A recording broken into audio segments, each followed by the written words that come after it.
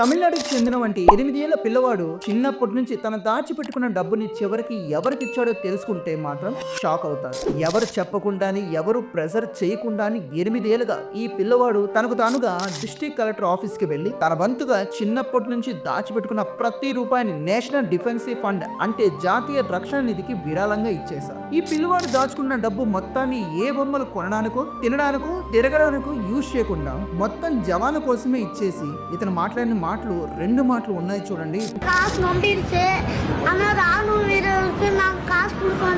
నేను second class చదువుతున్నా. నేను ఇప్పటి వరకు దాచుకున్న ప్రతి రూపాయిని కూడా నేను జవాన్ల కోసమే ఇవ్వాలనుకుంటున్నాను. నేను ఆర్మీ వాళ్ళ కోసమే దాచిపెట్టా అని చెప్పాడు. ఈ డబ్బు అంతా ఎందుకు ఇచ్చేస్తున్నావు అని అడగగానే మనల్ని ఎప్పటికప్పుడు కాపాడుతున్న ఈ హీరోలకి నేను హెల్ప్ చేయాలనుకుంటున్నాను అని చెప్పి సింపుల్ గా చెప్పాడు. పిల్లవాడి వయసు, పిల్లవాడి హైటు, పిల్లవాడి మాట అన్నీ చిన్నవే, కానీ మన బుజ్జోడి మనసుంది చూడండి, ఇది మనందరికన్నా చాలా పెద్దది కాదంటారా?